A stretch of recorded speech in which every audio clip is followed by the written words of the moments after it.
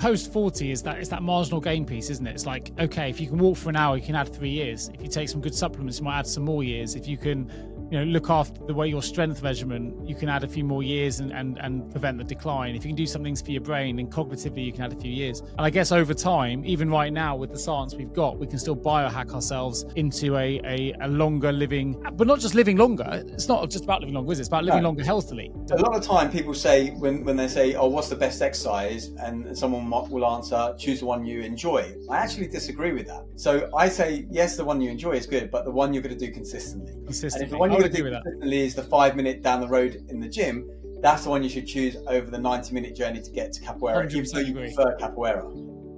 Hey, Nick, how you doing, buddy?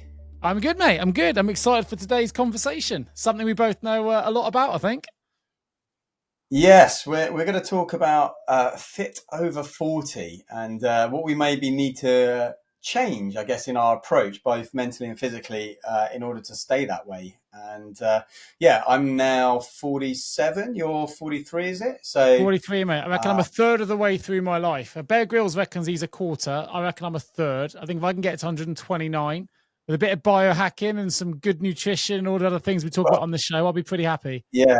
I mean, I've been saying since probably 2011 that I reckon I'm shooting for 200. Now, of course, that's optimistic, but there's a saying that says, aim for the moon, and even if you miss, you'll still land amongst the stars. And it's a bit like that. If you aim for 200 and you get to 100, that's way better than aiming for 90 and getting to 70. So I think we're also going to hit escape velocity when it comes to longevity, escape velocity in the next 2 or 3 decades.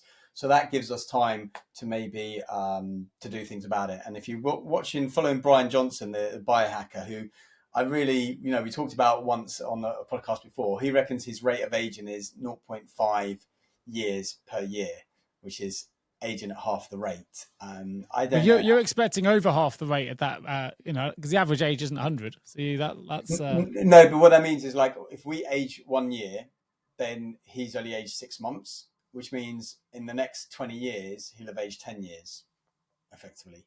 So he's at the same age as me, so he'll be 57 when he's 67, effectively. But I get it. You need that algorithm to improve if you want to get to 200, though. Yeah, and I think it will. So we'll see. But either way, I think it's a mindset, because I've had friends who were middle-aged at 20. So just the way that we're talking actually is quite interesting. I was chatting with ChatGPT before, so I've just discovered the voice part of it that we were talking about. And after a conversation we were having, and we were talking about different waters, actually, so we can get into that a little bit. But I asked him, because it was a male voice, I said, how old do you think I am? And he was like, well, you seem like you've got a lot of energy and da-da-da-da, so you're probably quite young. And he said like 30s, 40s. And I thought, oh, okay, is he calling 40s young? So I was like, okay, fine, fair enough. So, and he goes, you're really into health and vitality, because I said, this is my next book title. What do you think of the book title and the subtitle? He goes, yeah, it sounds great. Don't forget, although GPT is your friend, right? It always says what you want to hear. Yeah, It exactly. creates hallucinations just to please us. So, it likes to make us feel good about ourselves. But so I'm not sure how much stock I could take on that. But I let's talk about fit after 40. And part of the reason is, I think since I last saw you, I've had a bit of a go of it this last couple of weeks. When I say go of it, it's been a bit physically rough, because I did something to my foot. Literally 2 weeks ago yesterday. Is this the same foot injury or different foot? Or... No. So this is the thing, is that in January, as the listeners will know, when I was in Bali, I injured my right toe, with doing some sort of exercises in the gym. Interestingly enough, after our conversation about hydrogen water, I went and bought a bottle off Amazon. So just like you, I just went onto Amazon and bought a bottle. Yep. You've got yours there. I've got my big one here. You've got the big one as well. Perfect. 3.8, so I bought one off Amazon. It wasn't cheap, but it's cheaper than some of the other ones. And I have to say, I've since returned that, by the way, and I bought a new one from Australia, just because I wanted one that had third-party independent lab testing, so I know exactly what I'm getting. And this one has a smaller spout, so it's a bit easier for me to drink from, and I can fill it right to the top instead of 3/4 of the way. Anyway, the one I did get from Amazon, I was drinking for 3 or 4 days, and I was having like maybe half my water intake from that. And I noticed, I don't know if it was placebo, but the last remnants of my right big toe, where it was a little bit inflamed, it was hard to do lunges on that foot, suddenly felt good and normal again, which was amazing. And then about a week later, so a couple of weeks ago, I was, so as you know, I'm starting to try and run again. And I was Yeah. doing 30 seconds on, 30 seconds off. And I got to the point where I was doing 1 minute 20. And I had a friend round visit me in Brighton, and he hasn't exercised for ages. So I said, let's go around the park. We'll do what I'm doing. We walk for a minute and a bit, and then we run or we do something else like lunges. And so we were doing that. And then we did do a lot of walking that day, maybe 30,000 steps into Brighton and back. And on the Monday, I woke up and my foot, my left foot, so not the right foot, the left foot this time, was in such agony. The same area, the toe felt the same, and it was like shooting pains, even if I'm not moving. And so I hadn't slept much for a couple of weeks. I finally saw a doctor today, but I've been putting it in a splint. I bought these slippers that you put in the fridge, and they're like ice slippers. Yeah. They're kind of cool. I've been using arnica gel, which has helped, I think. And the thing that helped me, I think, the most has been the infrared. I've got an infrared and red light, which wraps around. So it's like a flexible one that you can wrap around joints. Yeah. That I've been putting for about an hour whilst watching TV, and seems to make the biggest difference.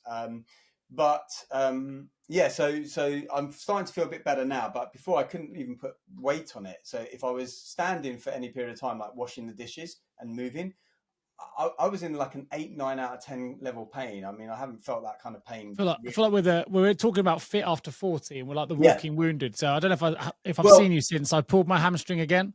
Yes, yeah, you said, and that's Oh, kind it's of the what third prompted this time. It's talk. like, so frustrating. Despite Yes, loads of strength and conditioning this work. is why I want to talk about fit after 40, because I am doing it at a very gradual pace, right? I'm not going out and trying to run Sure. 5 minutes. I'm doing 30 seconds, 35 seconds, and so on.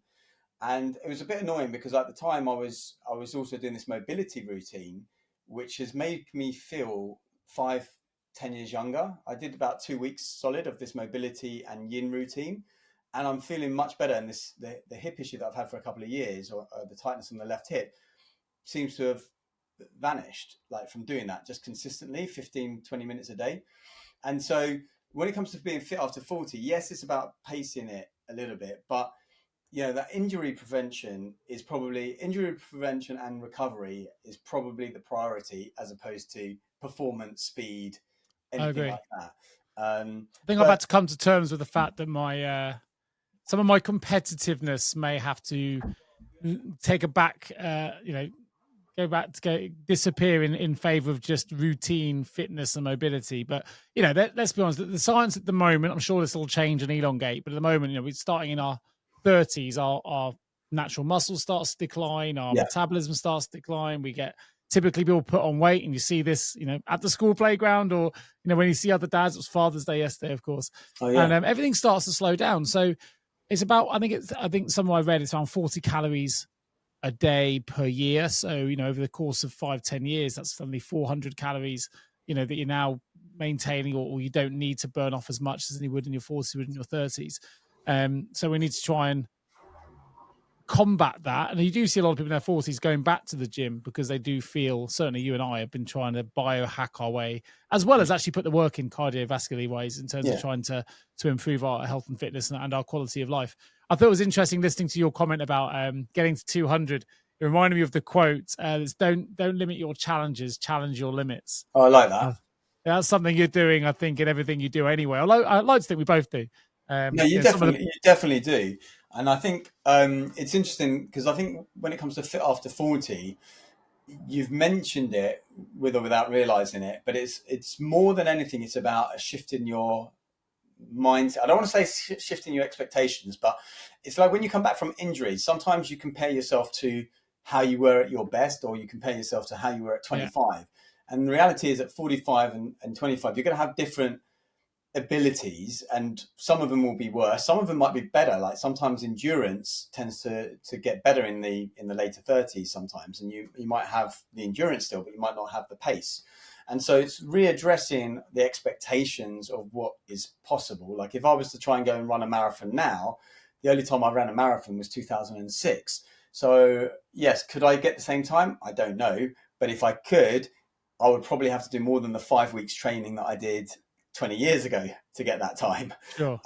So I think that's one big, is the shift of mindset that needs to happen when you're after 40. Not to say, oh, it's all downhill and you can't be fit, but it's about, okay, am I 22 still? No. So do I have to now readdress the expectations? And maybe, like I've said for a long time, I'm training for the geriatric Olympics, the Olympics where, you know, you can put your luggage in the overhead compartment, where you can crouch down and pick up your grandchild. It's the functional stuff that makes everyday living easier that I'm more concerned about, rather than, there are some people in their late 40s, 50s, 60s, and you see them at the gym and they're powerhouses, right? You can get still really strong For sure. when you're Yeah. older, but can they put their shoes and socks on without sitting down and doing something? Like, they're so stiff and immobile. That to me is not what I want personally. That might be what they want, and that's fine. You want to be a supple leopard, as the book goes, right? Yes, of course. Yeah, I get right. it. I get it. But it's not that easy. It's definitely not easy. I've been working on, as you know, like a stretching regime now for 6 months, and it's better. But I still creak a bit getting down. I still, I've had to lean one way. If I'm looking behind myself on a bike when I'm cycling, it's always an effort to kind of turn your neck that far around, and you can feel it down your back. And you go, oh god, I'm still not doing enough. There's little aches that I'm sure weren't there when I was younger. I'll tell you what was interesting. I'm going back a bit now, many years, and it did make me laugh. You'll always get skeptics to this, and I don't know what the math would be, but I remember talking to a friend of mine who's relatively sedentary, and I said, if you walk like an hour a day, I think the science of something along the lines, this is a few years ago, you can add like 3 years to your life expectancy by just having working an hour a day in midlife. And the response I got back was, yeah, but I lose an hour of my life for the next 40 years doing that.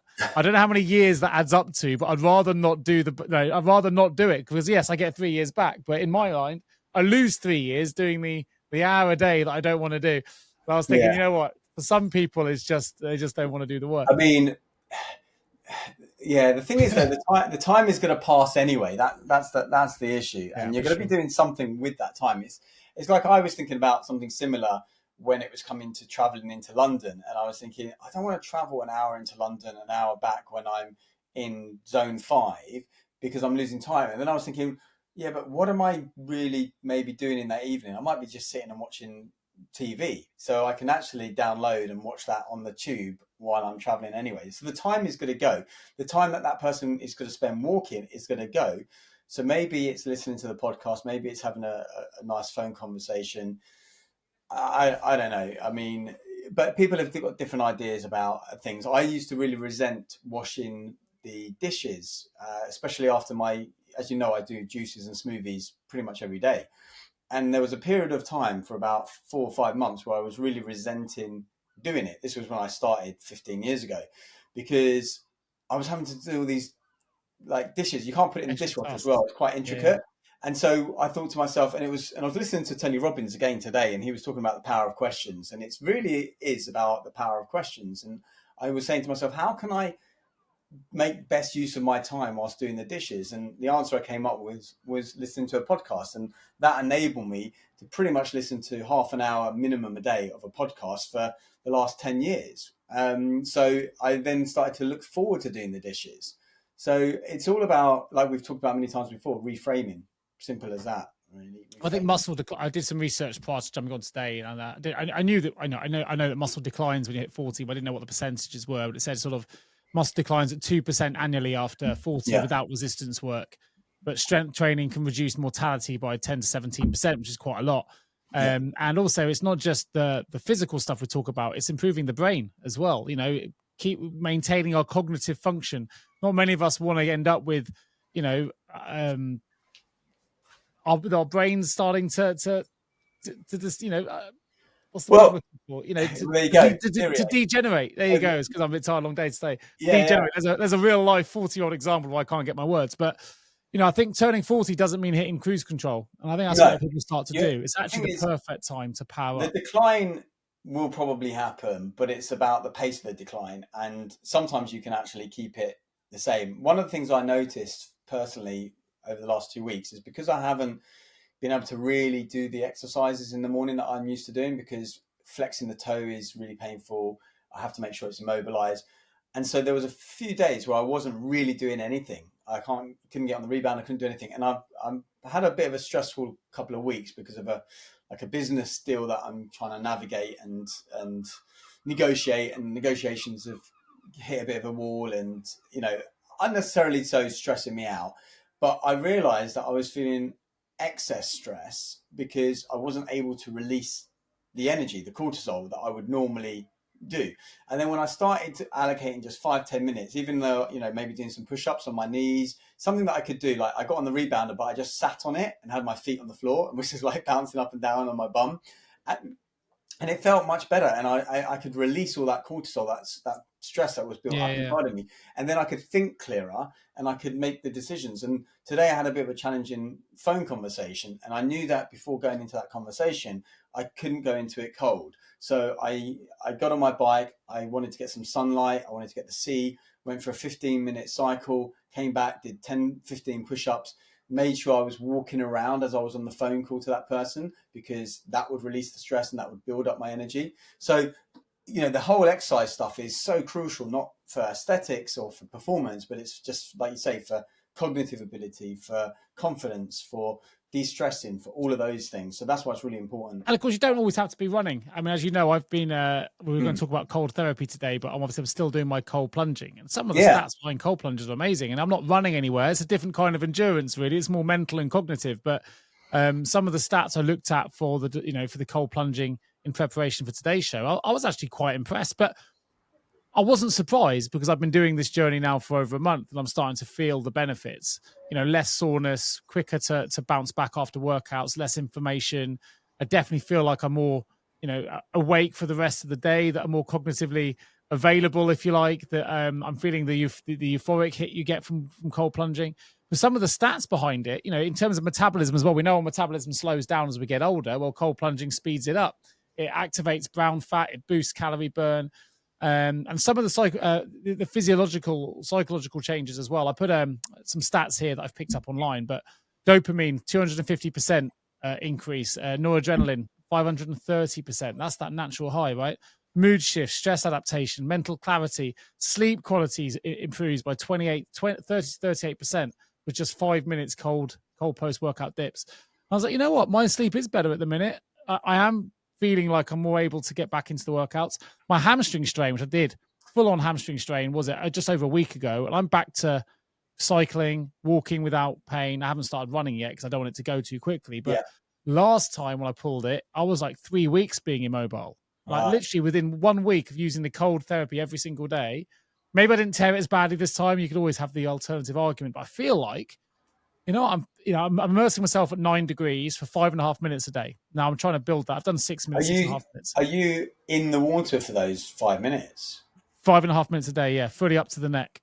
Because up to the neck is where you hit the vagus nerve. But isn't there diminishing returns after about 3 minutes? I thought like 2 or 3 minutes, and the depends what you're looking for. Juice isn't worth the squeeze, or something like that. No, for inflammation for athletes, they actually recommend trying to get up to 10 minutes, because that's where the inflammation gains come. Depends what you want. For the cognitive gains, you need around 3 to 4 minutes. And actually, you only need to be in there for metabolism gains. You can be at 14 degrees for literally just 1 minute a day. That's all you need for metabolism gains. So it depends what you're after. For me, it's the inflammation, the injury recovery from the hamstring. I'm doing 5.5 minutes at 9 degrees. The monk that I use, the ice bath, will go down to 0 degrees, and I don't need it, because the benefits, as you say, it's just a psychological shift. But look, for me, they say it takes 4 weeks. You mentioned cortisol, until you start getting the cold adaptation, reduced cortisol benefit. So I should just be triggering into that now. I feel great. Are you doing that before your watt bike, or are you doing it? I do it after. So interestingly, it's not always good. If you're doing a strength-based workout, you shouldn't. The advice is not to do cold therapy. It actually inhibits. That's why I thought to grow muscle. But cardio then. Cardio is perfect. So I do a watt bike session in the morning, jump in the cold plunge, 5.5 minutes, and any strength workouts now I do later in the day. So I'm not inhibiting it. But you have to be careful with that, and that's another thing about being wise with your workouts, like being fit after 40 or fit before 40. Often I teach a yin class of yoga, and so a yin class, for those listening that aren't aware, is where you hold a static pose, usually for between 3 and 5 minutes, because you really need 2 minutes or so for the body to switch off the fight mechanism to resist that stretch. And then the benefits happen in those 3 to 5 minutes. But I do say, if you're going to do a yin session, don't go and do a workout after that. Yeah. Don't go and do I think the big learning curve for me, right? And we've been on this show loads of times talking about, do we meditate every day? And I always say I try to, but I don't always find the time, which I know is not a good enough excuse for meditation. However, life gets in the way. Yeah. I've discovered, and I got a bit emotional in one of them because it was Father's Day and I missing my dad and stuff, and it was his birthday on June the 3rd. But actually, every single day now, that's my 5.5 minutes just to me. Because the cold therapy isn't really about braving the cold. It's about learning to breathe through the discomfort. So you have to focus on your breathing. I'll hold in sort of almost box breathing, a slightly longer out breath than the in breath. It's 5 minutes of just controlled breathing. I have, the therapeutic music comes on in the background. You're basically meditating for 5 minutes every day. You can't do anything else while you're in there. It's not like other things. I could be on the watt bike and checking emails or whatever. You're literally 5.5 minutes of concentrated breathing because that's all your brain can think about while you go through the cold. And I think that's been, from a meditative basis, it's been really positive. You learn how resilient your mind can be, how your body can be, and it just makes you slow down a little bit, which I don't do enough of anyway. I don't slow down enough. You don't. You're always on it. But I think the breathing, I've had trouble meditating the last week because my mind is racing with other things. And when that happens for me, my default is to go to the Wim Hof. And so I've been doing more of a Wim Hof the last week. And I've been doing it lying down, which makes a big difference, actually, because now my first round might be about 2.5 minute breath hold. And then the second and third rounds are usually just over 3 minutes. And that's way easier for me to do than even sitting up, because sitting up, it tends to be a little bit shorter, the rounds that I do.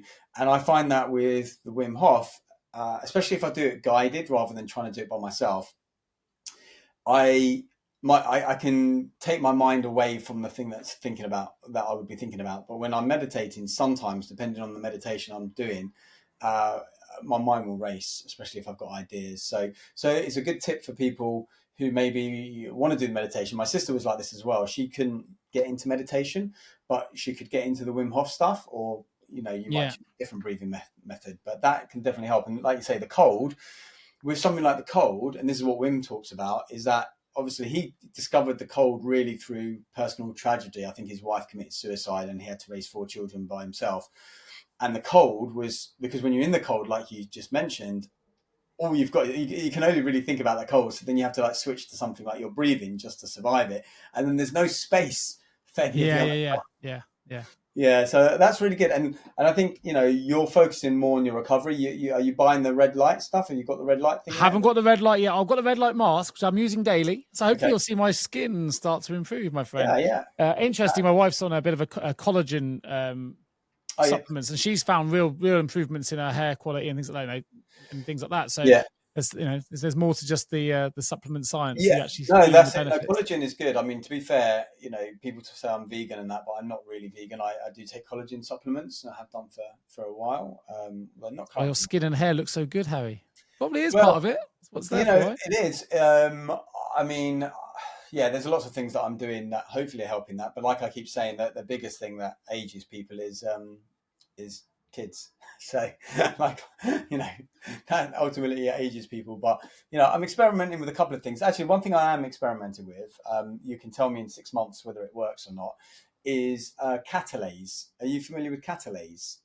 So when you get grey hair, it's like, apparently your hair is always grey, but then it adds there's a pigment that's added as it comes out.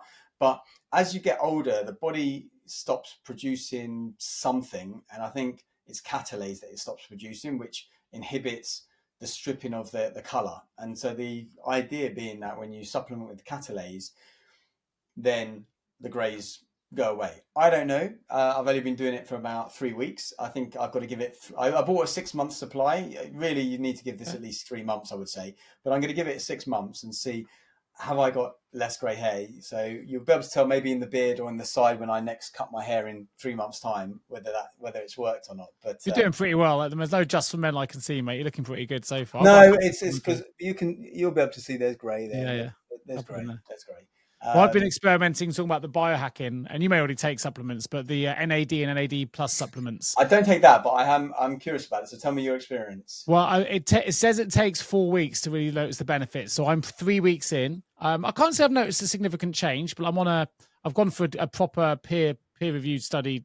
Supplements a bit more expensive, you pay more money for it rather than something just off Amazon. But it's a vital coenzyme that helps with energy production, cellular repair, healthy aging for those that aren't familiar with it. And it's a coenzyme that's found in every living cell. So it plays a crucial role in loads and loads of bodily processes, DNA repair. Again, I struggle with inflammation, with injury, and I'm thinking, you know what? If it can help regulate my circadian rhythm and improve some of my cell repair, and reduce things like my inflammation, then it's worth me giving it a go.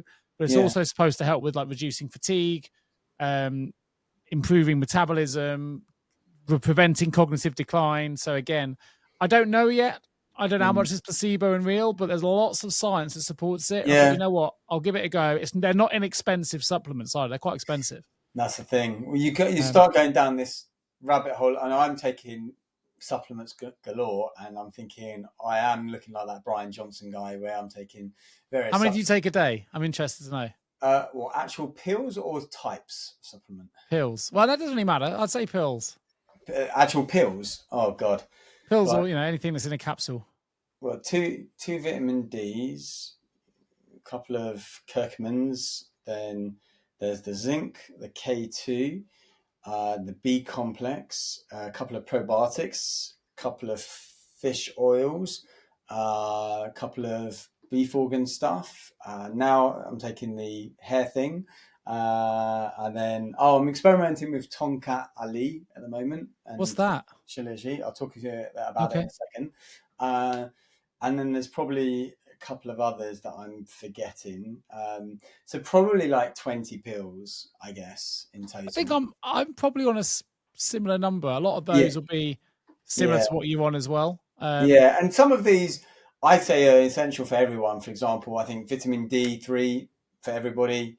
Yeah. I think a B complex, a cod liver oil. B complex maybe probably after talking about fit after 40. After 50, your ability to absorb B12 from meat products and things like that. So really over 50, you should be taking a B complex anyway. Maybe not under 50. You didn't mention Co10 Plus. You don't take a coenzyme? No, I give that to my mum though, but that's because she's on statins. And if you're on statins, it mucks it up. And actually, in certain countries, they do prescribe coenzyme Q10 with statins, and I'm surprised they don't here. So I put my dad on it and my mum on it when I discovered she was on statins. I personally don't take that because some of it I'm thinking I could take 300 pills a day if I went for everything. So that's why I'm like a little bit resistant with the, like, do I take an NAD plus? Do I take this? Do I take, and I'm like, what do I really, really base need? Really vitamin D for me, B complex for me, omega-3 for me. And then probably zinc and K2 are useful because of the D12, D3. Take any lion's mane or anything like that? So no, not really. I mean, I have reishi in the hot chocolate, which is an adaptogenic mushroom. I think I had a lion's mane coffee a couple of days ago, like the mushroom coffees, but I don't take that.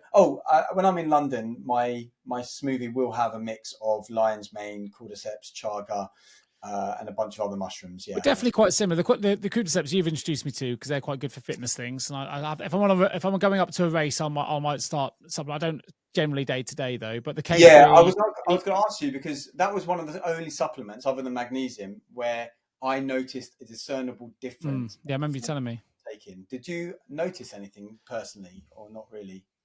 I'll be honest. I probably don't think I did, but I take it anyway because you don't always know because it always coincides with your hitting peak fitness. Right. So you never know if it's helping or not. But I've taken it because I think, well, there's no side effects for me when I've taken it. Little things like I'll take a beetroot supplement as well for the nitric, nitric benefits. I'll take a turmeric supplement and little things like that where I don't know if I ever noticed the benefits, but I think I'm not doing any harm, and it's just good in terms of the oxygenation of the blood for beetroot and for cordyceps. So I mean, like I say, cordyceps was one that I did notice, and that was with Rick's size. The other one was this magnesium supplement where I noticed that in my aura ring, like wake up in the night. That magnesium for me is one of the staples. It'd always be on my list. I think it's just so good for inflammation, for Yeah. for energy, for sleep, for so many of the I processes in mean, the body, don't speaking they? of inflammation and energy, you were talking about that with the ice bath. One of the things I feel I noticed, and I did notice, so there's with the hydrogen water, there's like 3,000 plus studies, and some of them do talk about increased energy and performance. And I feel like I noticed increased energy. I already felt like had reduced inflammation.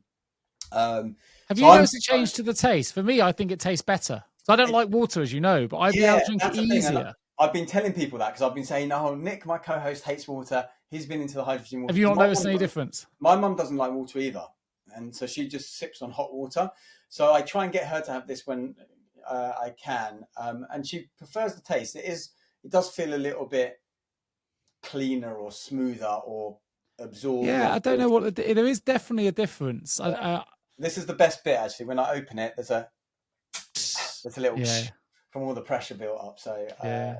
yeah, but this does a 10-minute cycle if you want. So I think it has 6,000 parts per billion or I million mean, or it something. sounds like probably a better one. Mine takes about 3 minutes, I think. But yeah, look, I know it's again something else. I don't use it every day, but when I'm competing again, if I'm racing, I put hydrogen water in my water bottles and things, supposed to help with the oxygenation of the blood and whatever, and better energy transfer. So they're little kind of mini hacks that you think might just help you when you're Well, that's racing. the thing. It's all those little things, and then it becomes difficult to know what exactly works. But I think the big focus when it becomes after 40 is injury prevention, because every time you injure yourself, like I've injured myself now, it sets you back for like 2-3 weeks. And yes, you can do other things like pull-ups instead of like Yeah, whatever, yeah. but for me, it sets me back because there's always that limitation. I have to restructure things. I was planning to do a 2-week period at a gym, but I didn't feel it was worth joining the gym when I can't fully immerse myself in it. So I think that's a big concern. When I was listening to a podcast not that long ago, he was saying some really useful things about the way that people train after 40 and how I think, when you're younger, I don't think you've ever really been into the gym in terms of like doing stuff there. But people are going there, they're doing their 4 sets of 12, or they're doing their warm-up set and 5 sets and their pyramid schemes and all these like crazy things that they do. And one of the ways I've been training probably for the last 6 years is very differently to that, which is a single set of 12 reps, super slow. And There's basically, loads of science behind the slow reps. That's yeah, really so that's time under slow, tension, isn't it? yeah, slow eccentric and slow concentric movements. I think originally I discovered it through Mind Valley, and they call it 10x, but it's based on Doug McGruff Body by Science philosophies. And there's only 6 movements where there's like a row and a chest press, a lat pull down, and a shoulder press. So they're effectively opposite muscle groups. Then a leg press, and then a hinge, which is almost like a deadlift. And you can do all of that in about 15 to 20 minutes once a week or twice a week. And the good thing with that is it doesn't require warm up. You can go to failure where you're absolutely brutalized, but then you don't, or at least in my experience, you don't get muscle soreness the next day like you would do if you went to failure doing all the other sets in the Yeah. gym. So, and you do find that you get quite a lot of strength gain from that, even just once a week. And I think it's a really useful mechanism or method for people that do other things. Let's say your main thing is tennis and cycling and triathlons, so you don't really focus on the weights. You don't want to be a gym person, or you're a busy entrepreneur or busy professional and you just don't have time for that. You'd rather do other things. 15 minutes a week, and it's best to do it with machines, but you can do it with other things. And just find yourself 15 minutes. And a lot of the park gyms, so sometimes I go to the park gyms where they have all the machines there. Some of Yeah. them you have to adapt, like they have a chest press, but they don't have a row. So I effectively use the chest press, but I turn around and face it and like get into a squat position and pull it. So there's different ways to adapt it. If you, instead of doing a lat pull down, because they don't have those in the gym, you can use the parallel bars. So if you can't do a pull up, and certainly not do a slow pull up, you effectively have your feet on the floor, and then you're pulling and you're trying to put as little weight through the feet as possible, and then you can grade it that way. So there's loads of ways to grade it. Is A my lot of point. it post 40 is that marginal gain piece, isn't it? It's like, okay, if you can walk for an hour, you can add 3 years. If you take some good supplements, you might add some more years. If you can, look after the way your strength regimen, you can add a few more years and prevent the decline. If you can do some things for your brain, and cognitively you can add a few years. And I guess over time, even right now with the science we've got, we can still biohack ourselves into a longer living, but not just living longer. It's not just about living longer, is it? It's about living No. longer healthily. Yeah, With a living stronger. yeah, with maintaining that cognitive function and that mobility, which I know that's something you're really keen on, as you say, pensioners athletics or Olympics, where you're in Well, your 80s and 90s and you're still very, very mobile. I mean, I went to an event on Saturday night here in Brighton. It was called Glorious Day. It was a festival. And one of the headliners was Soul to Soul and Roger Sanchez and people. And I went with my crutches, even though I can kind of walk without the crutches. But, in a big crowd, you want them to give you space and everything. But the crowd was definitely an older crowd. We're not talking people in their 20s and 30s. Yeah. Like our age. Like they were like late 40s, 50s, that kind of age group. But you can see, and it attracted a lot of hardcore, people that partied in the 90s and just never stopped. And you can see it in their bodies, in their face, and I feel like I'm being a bit judgmental here, but the reality is late night is going to age you. Alcohol is going to age you. Drugs is going to age you. Yeah. All of these things. And I've actually had a couple of drinks in the last few weeks because my friend, I haven't had a drink from 25th of December until about 2 weeks ago. Then my friend came to visit me and we ended up having 2 drinks, which for him was a really light night. But for me, that was my first drink in 5.5 months or 6 months. And I was like, oh, shall I even bother? Luckily, I didn't feel too bad the next day because I only had 2 drinks. And on the weekend, I had 4 drinks. But again, we finished up quite early. We were done by sort of 9:30. But some of it's so gradual, isn't it? That's the thing. We don't see it day to day. It's like smokers. If someone smoked all their lives, you can tell by the time they're 40, you can tell in their voice, you can tell in their skin, you can tell. Yeah, you can spot it. And someone who's had a bad diet, you don't notice it in the first day. You have a McDonald's, whatever it is, and that's okay. It's when you do it over time, 350 plus days every single year for 10 years. That's 3,400 days of bad food. Yeah. It starts to add up. Your body starts to change, and we don't spot it because it's over a slow period. So equally, if you do the good things, you'll have the good benefits. You might not notice the benefits of a 1 hour walk in your first month or 2 of doing it. You've got to do it consistently over time, and then you'll notice the benefits 10 years later when you really feel mobile, you feel fit, you feel healthy, you feel cognitively, you're still firing on all cylinders. And I think that's where it's key. I mean, I know you've reread David Goggins' book, right? He didn't start a lot of his stuff till he was in his 40s. And at the end of his book, he talks about, he suddenly discovers actually it's not all about these pushing yourself to the limit. It's also about stretching and having a mobility campaign and all that stuff. One of my favorite books, I think I've recommended it to you before. I'm not sure. I'm pretty sure I have. Warrior Pose. And that guy who started his yoga journey at 47, right, and became this amazing yogi. So it's not too late. But I think one of the things you mentioned there where, you said it's over time and it's lots of little things. The margin for error is so, after 40, like talking about fit after 40, is so much smaller than when you're in your 20. Because in your 20s, the whole point is the body, I think whoever designed the human body did a good job, because in the 20s, you're so much more resilient to the late night burger, the this, that, and the other, because, we're still developing. We're trying to figure life out. We're trying to figure out what we like, what we don't like, all these sorts of things. So it gives us space to make mistakes effectively. But as we get older, in those time kind of lifestyle mistakes, the window becomes a little bit narrower for making those. And suddenly you have 5 drinks, you're hungover till Monday, right? Whereas before, in your 20s, you have those 5 or 10 drinks and you're up playing squash at 7 in the morning. I was definitely one of those people for sure. Yeah. I don't think I ever was. I'm a really miserable hangover person, and so I could never really do things the next day. And I think my body was telling me that ever since I was 12 years old, and I was first sick from alcohol. So that's the story. I think I've shared that with you at the wine festival. Yeah. My body, it took me 20 something years to understand that what it was trying to tell me for 20 years, but it just doesn't really like alcohol. It was, I like it, but I think it doesn't.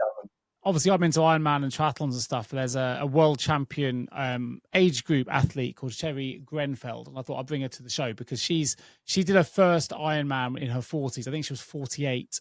She's now done over 28, and she's a world champion in her age group. And I think she kind of shows you're never really too old to become the person you want to be.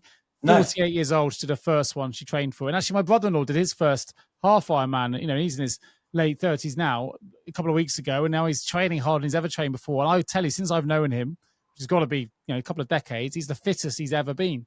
And he's in his he's not quite 40 yet, but he's in his late 30s, right? Yeah. And you can discover your journey at any point. It's just dedicating yourself to it and doing the right things to get you there. Yeah, and you have to have that right motivation. I was watching someone on YouTube the other day, and he was 73. I think he was 73 because I remember thinking I was the same age as my mum. And he was showing videos of him at 65. He hadn't exercised, at all, and started at 65 because of various reasons. I'm not sure if it was what the drugs he was on or whatever else. And maybe he's taking, testosterone replacement therapy, because he looked built. And I'm like, that's usually the body you could expect of a 70-year-old who's been training since they were 20. And I've been training since I was probably about 7 in terms of judo, press ups, all of these things I remember doing at 10 years old for scout badges and things. So I've been doing resistance training for basically almost 40 years. And so there is that muscle memory, there is that foundation built. But to do something at 65 from nowhere and get to there in 6 or 7 years is amazing. So yes, you can do it at any age. Even my dad during lockdown, what age would he have been? You gave him exercise. However, you're right. It's never too late. But my dad's the same. Got the cancer diagnosis, and suddenly it's at that point, like the guy you mentioned, something often happens in our lives where we suddenly change our diet and we change our fitness regimen. But what, I've said it many times in the show, one of my favorite quotes ever is, you don't need to be ill to get better. And I think a lot of the time we take these steps, we change our diet, we start taking new supplements, we start exercising when something bad's happened, because a doctor tells us if we don't do this thing, then we're going to have a heart attack or higher chance of a heart attack or heart failure later, and then we start getting better. I would say if you're listening to this, you don't need that motivation. No. You can start now. It's preventative. Don't put a plaster over it when it happens. Don't let it happen at all. Start getting fit now. Start eating better now. Start taking the supplements that are going to help you. And it's harder for women who are over the age of 40 if they start going into that perimenopausal state where hormones all over the place, and you can have weight gain. You have all these different things that happen. It's difficult. It's difficult for a lot of people, but I think there's more things we can also do for ourselves, particularly as if we want to live and be cognitively, with it later in life. We can start the supplementation earlier. You can start the exercise early. It doesn't have to be Ironmans. It can be, as you say, that brisk walk for an hour. I mean, what I would say is to those people listening is, yes, you don't have to be ill to get better, as Nick just said, but also find something in your life that you think that you should be able to do, right? It might be getting up from the floor easily with your children that you can't now do. I remember one of the reasons, and I'm sure I've shared this before, but one of the reasons that got me into yoga, you were talking about looking over your neck.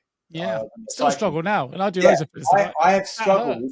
I've struggled to turn to my right for 20 years because of an injury I think I had through a lat pull down, and it did something. And so I ended up going to, I had private healthcare at the time, so I went and saw a specialist, and he said, well, you've got this, that, the other.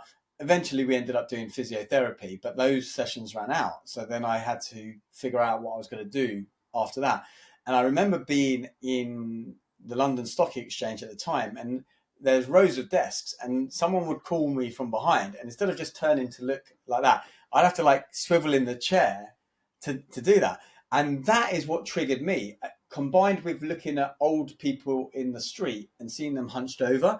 So I made a rule to myself back in 2008 that on Tuesdays and Thursdays, because there was a really good yoga class, I would be leaving the office no later than 5:40 because the class was at 6 o'clock. And I just made that a commitment, and I didn't really care about the optics of, people staying late and anything like that. And it was to do with the neck and not being able to turn. And even still to this day, it's not. But you highlight a good example even within that. We stop the ability because people invent swivel. I'm on one now, swivel chairs. You don't need to. It makes you lazy, right? And it makes our bodies lazy.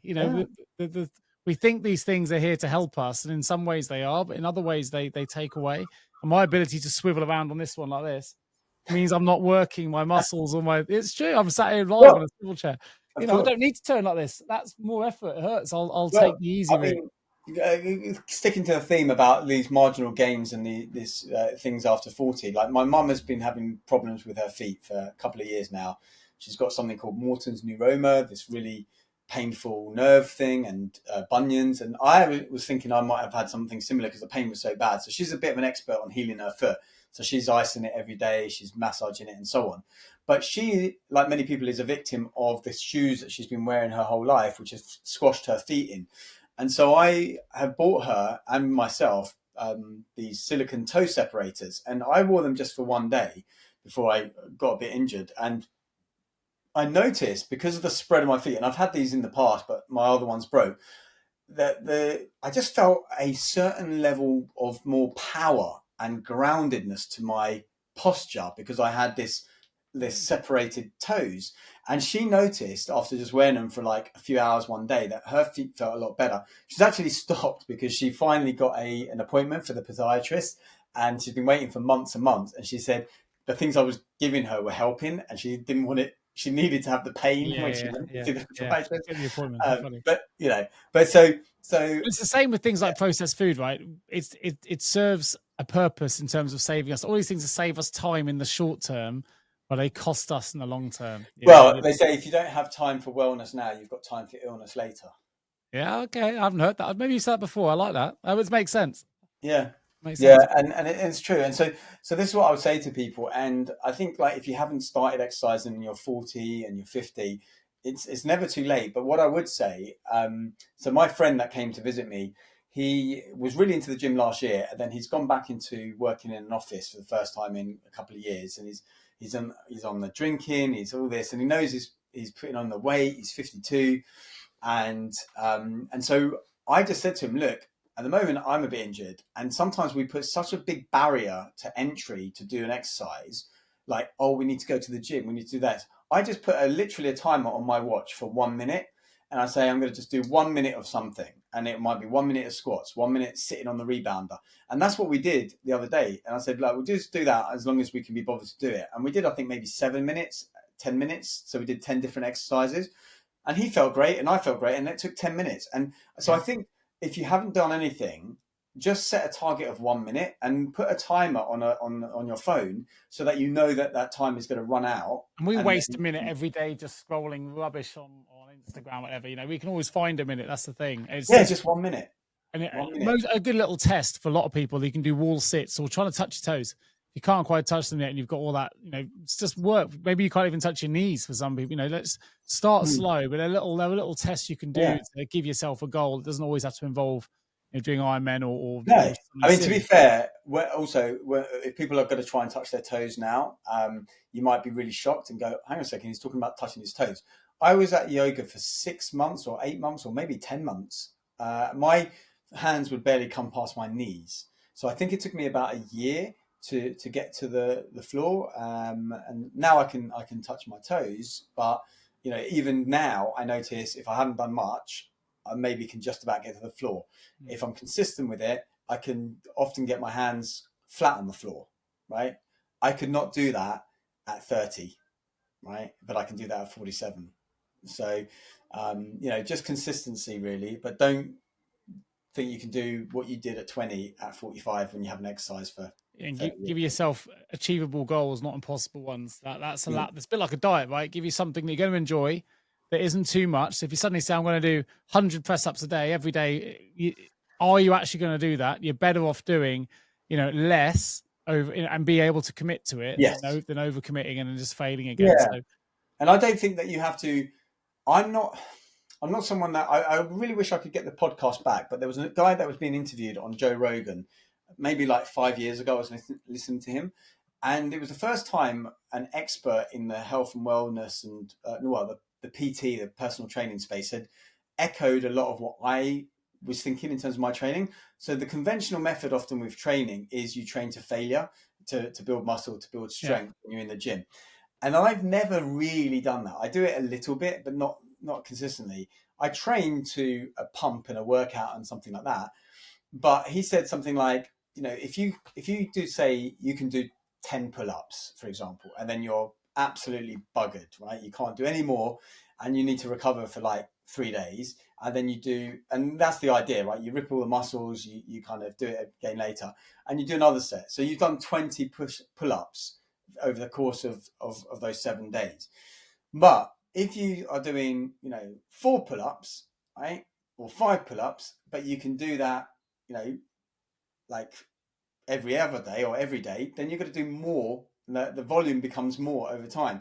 And that's kind of how I train. Is like I train with consistency, with a little bit of a push. Occasionally I'll do the failure stuff, but the 10x stuff I was talking about before, when you do the failure, you're not muscle sore, so you can do something. The listeners may or may not know this, but when I used to compete in obstacle course racing a few years ago, I used to do another podcast all about obstacle course racing, or OCR, with a guy called James Ruckley. And I was better at the running than I was the obstacles, truth be told, and I was always a bit heavy, quite heavy set. So all this, Ninja Warrior type obstacles, which need a lot of upper body strength and a lot of grip strength, were difficult. And I tried to give myself, there was a guy called James Burton that ran 100 pull-ups in a month competition, or you had to keep 33 pull-ups a day for a month. That's what it was. You had to keep doing that. And I did that. I got the badge for that, but I still wasn't, consistent afterwards. You don't keep it up because you don't have the challenge done. So I spoke to James Ruckley, and if you ever come to my house, because they've literally broken every door frame in my house, and you've seen it. In every door frame, literally on the bottom floor and the top floor, I have a pull-up bar. And I used to give myself a challenge when I was competing of every time I went through any doorway, do 1 pull-up, which is a bit like that consistency piece. Not 10, just 1. But I was doing 10, 20 a day just by walking through doorways and having that little rule to myself. Always easy to do because I was never exhausting myself, but you go through these doors every day. And they're still in every single doorway in our house because they're so wedged in over time. They've stretched all the door frames. And so there's pluses and minuses. To be fair, I've got one in my flat that I did the same thing. So every time I went in and out of my office. Yeah, it's great. It's a great way of being really consistent with your training, and it doesn't feel like a workout. It's just one of those things. And if you're holding something, obviously you can't do it. But now and again, you see it and go, okay, I'll do another little pull up now. And eventually, before you know it, you can do 33 in a day, or in one go, pretty easily, because you've been consistently training over a period of time. And it definitely made a difference. Because of my training. So it's, and also with pull-ups, because a lot of people struggle with them, is there's so many ways, and I would recommend them on how to regress a pull-up, because you don't want to go straight. If you can't do a pull-up, you can't do a pull-up. It's really hard. And sometimes you can't do what's called a negative. So a negative where you're starting in the up position. That's it. And let yourself down really slowly. Letting yourself down slowly. So before that you even try to do those, you're thinking about using bands. You're thinking about. So with my mum, when we train, we finish often our training with a wall sit, like you were talking about, and we try to get to 2 minutes. We're at about 1 minute 30, but we've lost a lot of consistency recently. But one of the things I try to do instead of a pull-up is a hang, so a dead hang, so you're just hanging on something. So she hangs, but she's not hanging with her feet off the ground. Her straps are a lot lower, so she's in a seated position, but she's not actually sitting on anything, and she's hanging. And then occasionally what I'll do to her is I'll say, now just lift up one leg for like 2 seconds and put it down, lift up. So my point with this, and she's 73, and so there's always a regression, and there's always a way to make it incrementally easier and incrementally harder. So don't go. And my friend the other day, who's 52, who hasn't been exercising, I was doing the push-ups, and I said to him, look, honestly, we're doing a minute of this, and it's quite tiring to do a minute of push-ups. Actually, I'm doing mine all on my knees, and I do it. And he had I'm going to do it, full on. And I'm like, okay, it's up to you. But my point is, don't let the ego get in the way. And you might be able to do the full push-ups as I can, but I'm also here for the long time and long-term gains. And so I don't want to consistently keep them up minute after minute on your knees, whereas after 1 minute, you can bash it on, but the second minute, you're done. It makes sense. You mentioned Joe Rogan. I think it was he said that I don't want to be in shape for my age. I just want to be in shape, period. Yeah. And that's that's the point, right? Well, just that's it. Over 40, there's not a reason. Just start now, however old you are. There's never, never too late. I want to start training again with. Normally, when I was training, I like to train with people in their mid-20s. Right? I want to be fit. But I want to be at the upper echelon for someone in their early mid-20s. Really, not someone who's fit for their 30s or 40s. Now, not your Garmin gives you a virtual age, doesn't it? Course races and running and all that, but just like general gym stuff, mobility, all of that. What does your Garmin give your virtual age to be? I don't know how accurate these things are. I don't know how you get a virtual age on this. How do you get a virtual age? Go into your set health stats. Let's have a look while I'm on it. Health stats. Yeah, fitness age at the bottom of health stats on Garmin. I've got my contacts in, so I can't even read. Because I've been injured, mine's actually changed, which is not what I want to see. I didn't realize it moved on, to be fair. But I would say back in. No, it doesn't have it in mine. Does it not? No, it's got heart rate, pulse, something, measuring something. Oh, maybe that's the age. There's a little person icon. Well, August a year ago, my age was 34.5. Then when I did my Ironman, it got down to 36. But since then, I've been injured and not been able to get fit, which is quite depressing. It's gone back up to 39, although it's still 4 years younger than I should be. Yeah, I mean, I thought it'd been better than that. I did a few of these metabolic ones. I think the last one I did was maybe 5 years ago, so I was probably 42. And I think that one came in at 26 and another one was 23. My sister did one recently and she came in at 43 and she's 43 and she's like, oh, well, it is my age. My upstairs scales, the ones that send the signals through your body and whatever, they tell me I'm in my 20s, but it's just not enough of a measurement. But I mean, Garmin tracks a lot more. Like, this is the thing with that Brian Johnson guy. He goes, my left ear is 64. 20 years old. My right ear is... My liver is this. And it's true, your different organs will age at different rates and so it's like, how old really are you? Because your skin, I think I mentioned it in the book that I'm releasing, that maybe I mentioned maybe 8 or 10 different markers, but there are probably 1,000 different ways that you can measure age, whether it's glycination, your telomere length, a bunch of different ways. So yeah, you could argue anything, right? What your age is. So, but my thing is like, how do you feel? Can you do the things that you want to do? And there was a point that I wasn't able to, and a lot of that was coming down to mobility, right? Being able to, and still to this day, I'm not as mobile as I would like to be. I think had I not been injured the last 2 weeks, with 4 weeks of this mobility program, I'd see a lot of gains. But I know I'm going to get back to that, so I'm not too distraught with that. I think for most people, there are kind of 4 things. For you, it's mobility at the moment. For some, it might be strength. For some, it might be the ability to run, so cardiovascular. For some, it might be weight. And for some, it might be a combination of all of those things. Yeah. And I'll go back to the 2 quotes we said earlier on. One is you don't need to be able to get better. So if you have a wish to get better in any of those areas, start now. And don't limit your challenges, challenge your limits. Yeah, absolutely. And, you're going to have different goals when it comes. I think I talk about it in my new book, where I have this, what I call the S9 sports criteria selection. And it's when you're deciding what activity to do, to think of these 9 things that begin with S. And I'm going to probably forget most of them now. But one of them is, are you focused on, is it stamina? Is it strength? Is it suppleness? Is it size and shape? Is it speed? Is it your skill level?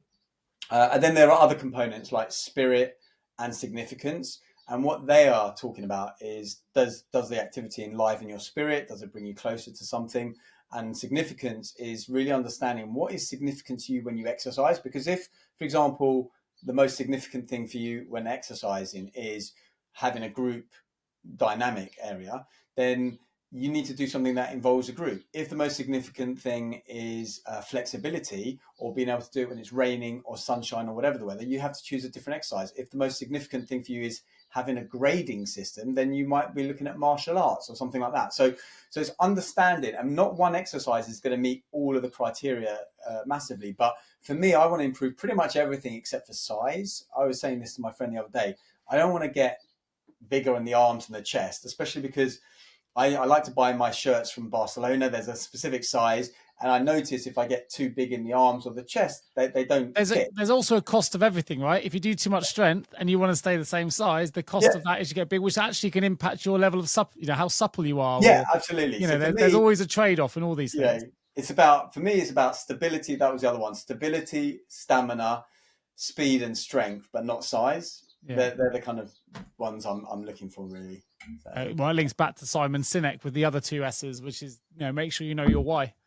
And if you know that, it's a lot easier to stay consistent. A lot of time people say, when they say, oh, what's the best exercise? And someone will answer, choose the one you enjoy. I actually disagree with that, because it might be that you really enjoy capoeira. But in order to get to the capoeira class, you have to travel 90 minutes across London to get there. So I say, yes, the one you enjoy is good, but the one you're going to do consistently. And if the one I you're would going to agree do with that. consistently is the 5 minute down the road in the gym, that's the one you should choose over the 90-minute journey to get to capoeira, even though 100% you agree. prefer capoeira. There you go, mate. We're finishing in a place of agreement. Consistency is key. No, it's been good, man. Fit after 40. We're both over 40. Let's see where we are. Let's see if you get to your 200. We're still Well, recording these you things. know what I was thinking the other day is when we started those cycle rides, there was a few guys who were, and I actually saw posts. I think Ed and Helen were doing some tour recently. Yeah, And they've been out in Patagonia. Beautiful out there. It's yeah, stunning. but Yeah. there was like Ed and some of the other guys that came on the tours who were like, older than we are now. But some of them, I think, when we started 15 years ago, were about our age. I can't remember an old client of yours and a couple other people. And I'm thinking, fair play to them, because I'm noticing like it's harder now. It's harder. It is. And you had like, was it not Rod and Rod, people? yeah. Yeah. I can't remember how old he was. He must have been at the time late 50s or something. Yeah, Secret Service Rod, the old SAS guy. And he's there cycling with people in their 20s, right? And I'm like, fair play, because I'm noticing it now, and I'm like, so. But again, it goes back to that consistency. Ed and Helen, I know people don't know them on the show, but they've just cycled through Patagonia. They cycle around 20,000 miles a year between them. I mean, a lot of miles. They go across major tours. They do a lot of canoeing, a lot of mountain climbing, but they've done that consistently. They're tour guides as well. They're tour guides, but done it consistently. So, that's because they've kept that consistency, and they use their bike to get from A to B. They find ways of fitting exercise in where it normalizes it. I need to go somewhere. I'll just jump on the bike. It wasn't. They don't look at it as going, it's a fitness thing. They're looking at it. That's exactly how I am. What I know. Yeah. I was thinking about you yesterday because I went for a cycle ride along the coast with my friend, just down to beyond Brighton, and there's a really nice coastal path. Coming back, there was a headwind though, and so I'm cycling, and I'm going at what I think is quite a slow pace, and I'm looking back, and he's dropping further and further back, and I'm slowing down, and I was thinking, and he was really beat by the time we got back, and he messaged me today, and he said his legs are absolutely done, and I was thinking, oh, dude, we've hardly done anything. We did maybe 2 hours of cycling, and as I was cycling into that headwind, and I saw him dropping further and further behind, I was thinking, I know that if Nick was here, he would be that much further ahead than me, but for him it would be quite an easy pace, because I remember there was that one time where we were on the cycle trip and both of us hung back for some reason. I think someone had a puncture or there was some reason, and then we were cycling to catch up the rest of the group, and we were cycling up quite a steep hill, and you were doing 17-18 miles an hour up this hill, and I was trying to match you, and my heart rate was going to the 190s or something like that, and you're there just doing it like it's nothing. And my point with this is it's all relative, right? It's all relative. Like for you, cycling, that was easy, and I was really struggling to keep up. Yesterday the cycle was easy for me. There's also always someone better. I could be on Strava or on a watt bike, looking on Zwift, and I'll be pretty happy with 240 watts averaged over an hour. And then someone will fly past you 350, 400 watts. And you look at how many distance they've done. They've averaged that for an hour, and you go, holy crap, that is just a whole different. There's always someone different level. What I do know is, which brings the leveler for all of us is, no matter how good you are at cycling, you always bloody hate a headwind. I hate a head. They're hard for everyone because you work at your limit, right? So you work at your level. So it's as hard for me as it is for you, even if we're going different paces, because headwinds are just horrible things. But look, buddy, it's been good to chat. It's been good to connect. After 40, let's keep on it, because we're both passionate about this stuff. And I'll let you know how I get on with the supplements. I've got another week until I should, in theory, start noticing the benefits. But I'll take them anyway, because I've got 3 months supply. But, is there an objective measure that you can make in terms of blood work? No, I think it's just going to be my own interpretation of how I'm feeling and how I'm getting on. And I figure I'm not doing anything bad. I'll probably continue. I've got to put myself on a 3-month subscription, so I'll stick with it. Yeah, I think it's good to try these things. Like I said, I'm trying this thing for 6 months, and we'll see what happens. And if it works, well, maybe they'll have a customer for life. If it doesn't work, then that's it. I'm definitely an ice bath convert, though, 100%. Loving the ice bath. So one day I'll do it. I need to get back in the sea. I just can't do the cobbles, the pebbles at the moment because of the foot.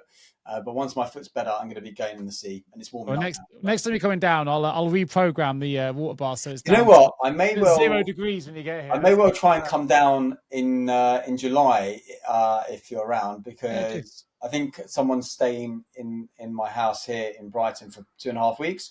So I may try and use that as an opportunity to go Always down and welcome, buddy. visit Always Ben, welcome. visit We'll do a you. podcast live, two of us. We We'll do can. it. Well, I was going to say, if you had 2 ice baths, we'd do it whilst in the ice bath. But one of us can be in the ice bath, the other one in the sauna. Well, it's in the gym, so you can be working out at the same time for sure. All right, buddy. Listen, good to see you. Have a great week. Thanks, listeners, for checking in. Remember to review, subscribe, leave us a comment if you can, and keep sharing the show. But we've got good numbers, and we've got a lot of you that are following us. So hopefully you continue to find what we chat about useful. But if there's something you want us to cover as well, do let us know. Yes, please do, and stay fit after 40 or before 40, wherever you are. Cheers, Harry. Cheers.